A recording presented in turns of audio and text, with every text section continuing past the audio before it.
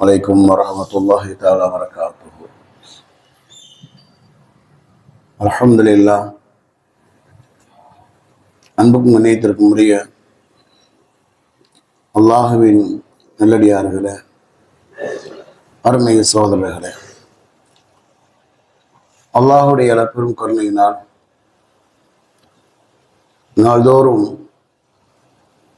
ஒரு நபிமொழியை மனனம் செய்து வருகின்றோம். அந்த அடிப்படையில் இதுவரை 9 ஹதீசுகள் உங்களுக்கு சொல்லப்பட்டிருக்கிறது.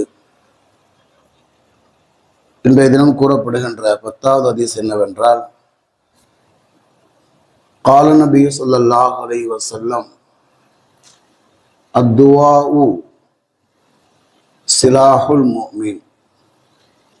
கால நபி ஸல்லல்லாஹு அலைஹி வஸல்லம், பெருமானார் ஸல்லல்லாஹு அலைஹி வஸல்லம் அவர்கள் கூறினார்கள், அத்துஆஉ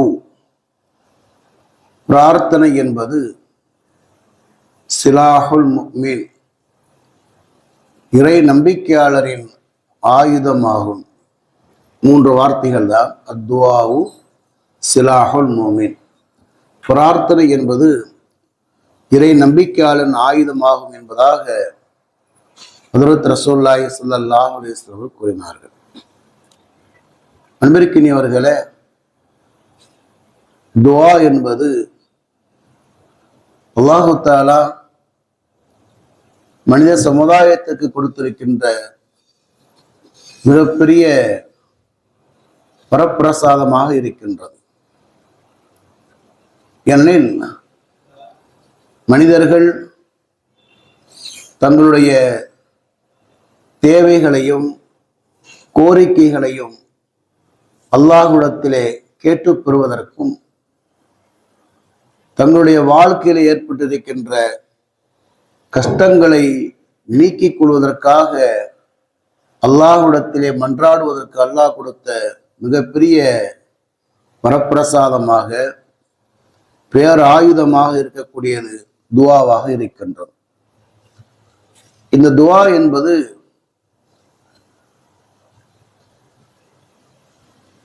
பல வகையான சிறப்புகளை உள்ளடக்கியது. இதை பற்றிய சிறப்புகள் ஹதீஸிலே நிறைய இருக்கின்றது. பெருமானார் ஸல்லல்லாஹு அலைஹி வஸல்லம் ஒரு ஹதீஸிலே சொல்வார்கள், துஆ முஹுல் இபாதா. துஆ என்பது வணக்கங்களுடைய மூளை என்பதாக பெருமானார் சொன்னாங்க. மனிதனுக்கு மூளை ரொம்ப முக்கியம் இல்லையா? பிரெயின். அந்த வணக்கத்துடைய மூளை என்பதாக ஹஜ்ரத் ரசூலுல்லாஹி ஸல்லல்லாஹு அலைஹி வஸல்லம் சொன்னார். ஒரு ஹதீஸிலே பெருமானார் சொல்வாங்க, அத்துஆ ஹுவல் இபாதா. துஆ என்பது ஒரு வணக்கம் என்பதாக சொன்னார்கள். வெளியிலே வேண்டுமானால் நாம் அல்லாஹ்விடத்தில் நம்முடைய கோரிக்கைகளை கேட்பதாக கருதப்படலாம்.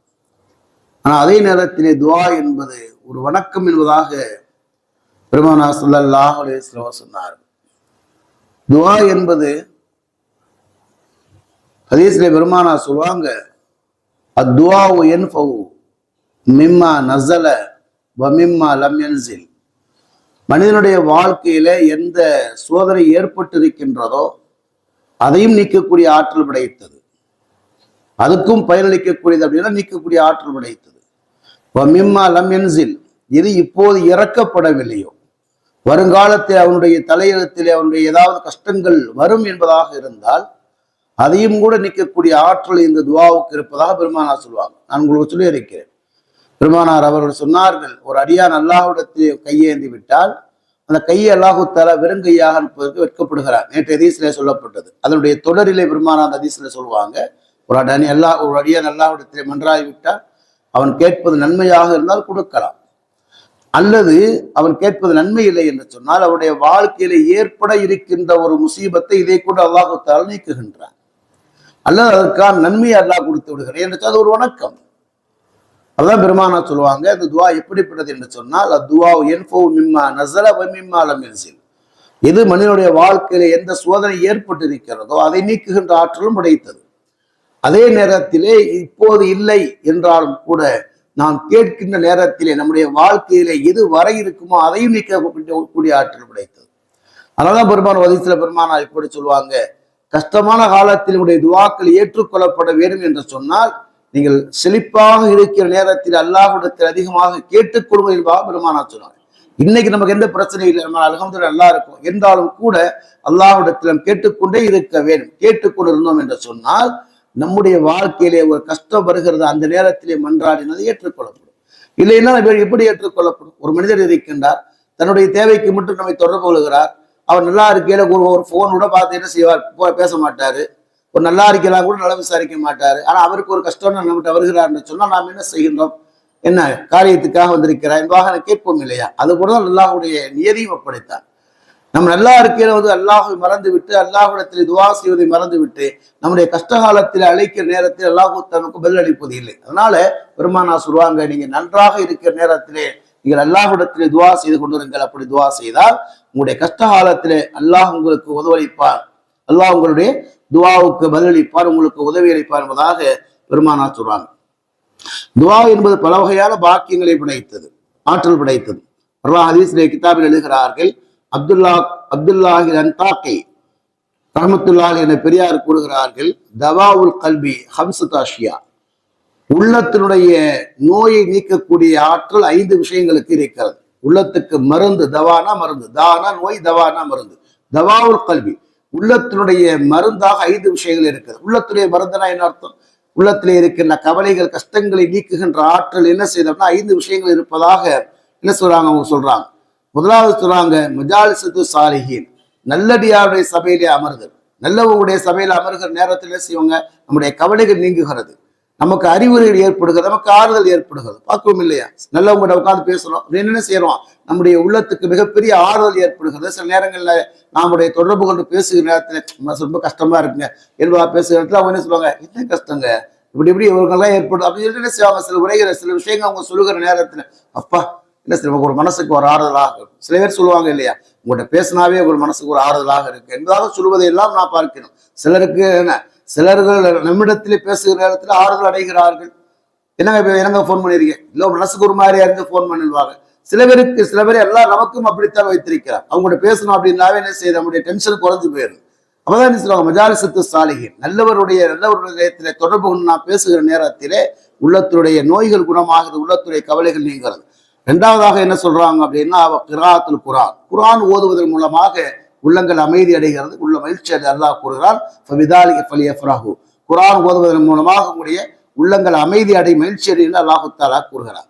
3வதாக சொன்னாங்க, இஹ்லாவுல் பத்ரி மின் ஹராமி, ஹராமான உணவை உண்ணுவதை விட்டு வயிறை பாதுகாத்துக் கொள். ஹலாலை நாம் சாப்பிடுகிற நேரத்திலே அதிலேயே ஒரு சந்தோஷம் என்பது ஏற்படும், அதிலே ஒரு ஒளி என்பது ஏற்படும். ஹதீஸ்லே கிதாபில் நமக்கு நிறைய எழுதுகின்றார்கள். அதனால ஹலாலான உணவை உண்ணுகிற நேரத்திலே உள்ளங்கள் என்ன செய்யணும், அமைதியாக இருக்கும். ஹராம சாப்பிட்டோம் அப்படிங்கிற உள்ளங்கள் கெட்டு போகும், வயிறு கெட்டு போவதோ இல்லையோ உள்ளங்கள் கெட்டு போகும். சரி, 3வதாக சொல்றான். ஒவ்வொன்றும் விரிவான விளக்கங்கள் சுருக்கமாக நான் சொல்லிக்கொண்டே வருகிறேன். 4வதாக சொல்லுவாங்க, கியாமுல் லைல், இரவிலே நின்று வணங்குதல். இரவு தொழுகை, இரவு தொழுகை என்பதில் தஹஜ்ஜத் என்பது மட்டுமல்ல, இல்ல இரவுல அவர் இரவு தொழுகை கியாமுல் லைல்ங்கிறது தஹஜ்ஜத்துக்கும் இந்த வார்த்தை வருகிறது. பொதுவாக என்ன செய்யறது அப்படின்னா இரவு எப்ப நம்ம டைம் கிடைக்குதோ, எவ்வளவு நேரம் தொழுக முடியுதோ தொழுகிறது அப்படின்னு புரியுதா? அதில் குறிப்பாக தஹஜ்ஜத்துடைய தொழுகை என்பது சிறப்பிற்குரியது. கியாமுல் லைல் என்பது பொதுவாக இரவு தொழுகை குறித்தாலும் கூட தஹஜ்ஜத்தை பெரும்பாலும் குறிக்கின்றது. ஹதீஸ்ல கியாமுல் லைலுக்கு தஹஜ்ஜத்துன்னு சொல்லுவாங்க. சரி, இப்ப இரவுல தஹஜ்ஜத்தோ அது அல்லாத ஏதோ ஒரு தொழுகை சிலர் தொழுகிறார் என்பது. 5வதாக சொல்றாங்க, இந்த சுபுகி, அதிகாலை நேரத்திலே சுபுகுடைய நேரத்திலே அல்லாஹ்விடத்திலே மன்றாடுதல். அதாவது தஹஜ்ஜத்துடைய தொழுகையினுடைய நேரத்திலே சுபுவுக்கு முன்னால் உள்ள நேரம் இருக்கிறது இல்லையா, அது அல்லாஹ்வே நம்மிடத்திலே என்ன வேண்டும் என்பதாக கேட்கிற நேரம். ஒவ்வொரு நாளும் பெருமானா சொல்லுவாங்க, ஒவ்வொரு நாளும் என்ன செய்யறது அப்படின்னா, அந்த அதிகாலை நேரத்தை அல்லாஹு தஆலா முதல் வானத்திலே அல்லாஹு தஆலா 3 விஷயங்களை கேட்கின்றார். என்ன கேட்கிறார்? ஹல்மி முஸ்தஃபிரின் ஃபக்ஃபிர்லா, உங்களுடைய பாவங்கள் மன்னிக்கப்பட வேண்டும் என்பதாக வேண்டுகோள் வைப்பவர்கள் உண்டா, அதை மன்னிக்கிறேன். ஹல்மின் முஸ்தர்ஸிகின் ஃபர்ஸுகு, உங்களுக்கு ஏதாவது உதவிகள் தேவை, ரிஸ்க் என்பது உணவு மட்டும் இல்லை, உங்களுக்கு ஏதாவது வாழ்வாதாரங்கள் உதவிகள் தேவையா கேளுங்கள், தருகிறேன். ஹல்மின் முபத்தலின் ஃபவாஃபிஹி, ஏதாவது சோதனையிலே சிக்கியவர்கள் உண்டா சொல்லுங்களுடைய கஷ்டத்தில் உள்ளவங்க உண்டா சொல்லுங்க, அதனால அதை நீக்கிறேன் என்று சொல்லி அல்லாஹ்வே கேட்கிறார். அதைத்தான் அவங்க சொல்றாங்க. என்ன சொல்றாங்க அப்படின்னா, இது அறிஞர்கள் சொல்வது சுய கருத்துக்களே அவங்க சொல்வதல்ல, ஹதீஸினுடைய ஆய்விலே அவர்கள் கூறுகிறார்கள். சில நேரத்தில் அல்லாஹ்வுடைய நேரடி தொடர்பில் அவர் இருக்கிற காரணத்தினால் இல்ஹாம் என்று சொல்லக்கூடிய இல்ஹாம் என்ற ஒரு ஞானம் இருக்குது, இல்மே லதுன் என்பதாக சொல்வார்கள். அல்லாஹ் தன் புறத்திற்கு கொடுக்கக்கூடிய அந்த ஞானத்தை கொண்டு அவர்கள் சொல்வார்கள். சரியா? என்ன செய்யறாங்க அப்படின்னா எங்க அச்சத்து கூட சொல்லுவாரு, டே பெரிய விஷயம்லாம் இல்லை, போய் இந்த முசல்லாவில் வந்து ஜும்மாவுக்கு ஒரு 5 நிமிஷத்துக்கு முன்னால் உட்காந்து செலவாத்த ஓதுறார், நீ எடுத்ததை மட்டும் பேச மாட்டேன், நீ எடுக்காதையும் பேசுவ, எல்லாம் அந்த ஞானத்தை தருவாதாக சொல்லுவான். அனுபவ உண்மைகள் அதெல்லாம் பார்க்கத்தான் செய்யணும். அல்லாஹு தாலா அவனுடைய இடத்துல இருக்கிற நேரத்திலே, அவனோடு நெருங்குற நேரத்தில் அல்லாஹு தாலா ஞானங்களை கொடுக்கத்தான் செய்கிறார். சில பேர் என்ன சொல்றாங்க அப்படின்னா, எதுக்கு சொல்லணும்னா ஏதோ வந்து அறிஞர்கள் சொல்றாங்க அப்படின்னா என்னமோ அவங்க பாடு சொல்லுவாங்க என்பது அல்ல. நம்ம அப்படி நினைக்க போறது இல்லை. பொதுவா என்ன செய்யறாங்க, பயான கேட்கக்கூடிய மக்கள் அப்படிலாம் வந்துட்டு கமெண்ட் அடிக்கிறவங்க எல்லாம் சில பேர் இருக்கா. என்கிட்ட கூட சொன்னாரு ஒருத்தர், சொன்னாரு அதுல ஜும்மாவில் வந்துட்டு நீங்க வந்துட்டு வாக்கிங் போறதை பத்தி பேசுறீங்கல்ல, அது என்கிட்ட சொல்றாங்க சார். என்ன சொல்றாங்க அப்படின்னா, அவர் வந்துகிட்டு வாக்கிங் போக சொல்லியிருப்பாங்க, அதை 3 முறை வாக்கிங் போக சொல்லிட்டு உட்காந்துருக்காரு அப்படிங்கிறாங்க. அப்படின்னு சொல்லி நான் சொன்னேன், என்னைய மட்டும் வாக்கிங் போக சொல்லி எல்லாத்தையும் தான் வாக்கிங் போக சொல்றாங்க, எல்லாரும் போறது நல்லதுன்னு தான் நான் சொன்னேன் அப்படின்னு.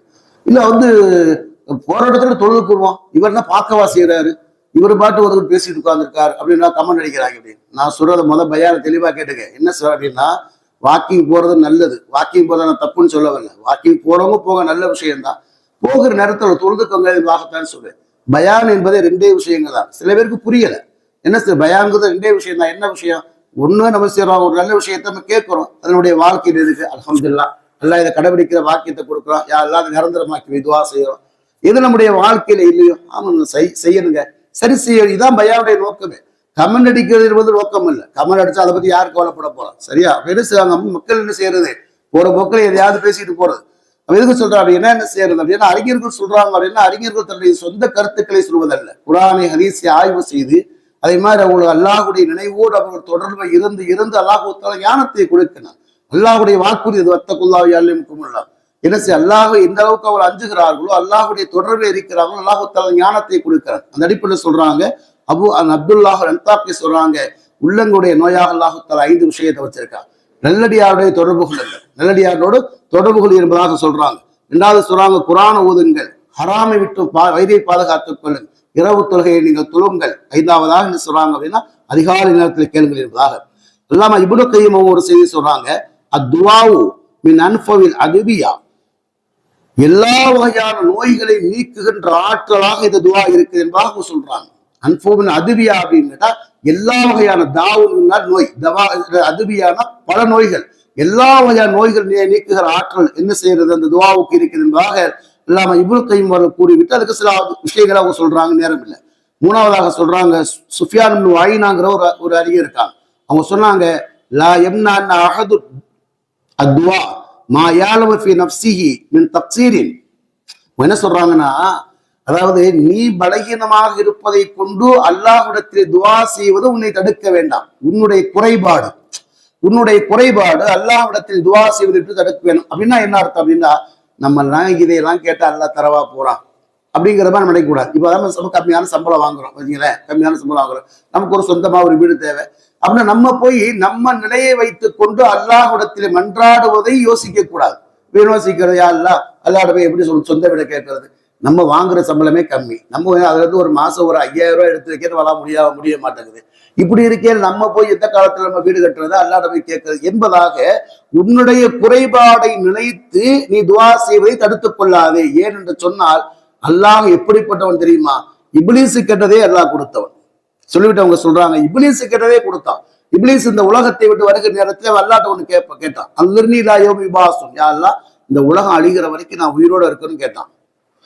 உலகம் அழிகிற வரைக்கும் உயிரோட இருக்கணும். எதுக்கு அவன் கேட்கறான்? ஒரு பயல விட மாட்டேன். அவன் சொல்லுவான், சும்மல் ஆத்தி என்னகும் பின் அதிகமின் கல்பியுமான் ஐமானிவான் சமாயிலி ஃபலா தஸ்அக்ஸரும் ஷாக்கிரின்.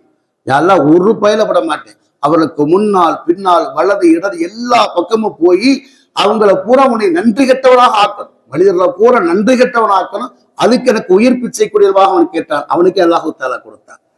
ஒரு அறிஞர் இப்படித்தான் சொல்லுவாங்க, எல்லாம் இவ்வளவு நினைக்கிறேன், அவங்க இப்படி சொல்லுவாங்க, மனிதா ஆனா ரப்புக்கும் லாலா, நானே கடவுள் என்று சொல்லக்கூடிய அவன் ஃபிரௌனுக்கே அல்லாஹ் தஆலா கொடுத்தான். அப்படி என்ன சொன்னால், சுப்ஹான ரப்பியல் ஆலா, என் இறைவன் அல்லாஹ் என்று சொல்லக்கூடிய உனக்கு தரமாட்டான் என்பதாக அல்லாம இப்னு கய்யிம் அவர் இப்படி ஒரு கேள்வி கேட்பார். நிறைய செய்திகள் சொல்றாங்க. இப்ப எதுக்கு சொல்றோம் அப்படின்னா, நம்ம அல்லாஹ்விடத்திலே நம்முடைய பலகீனத்தை வைத்துக் கொண்டு நம்ம போய் இதை கேட்டா அது கிடைக்குமா என்பதாக யோசிக்க வேண்டியதில்லை. கொடுக்கக்கூடியவன் அல்லாஹ். நாம் யார்கிட்ட கேட்கிறோம் முக்கியம், நம்ம யாருங்கிறது முக்கியம் இல்லை, நாம் யாரிடத்துல கேட்கிறோம் என்பது முக்கியம்.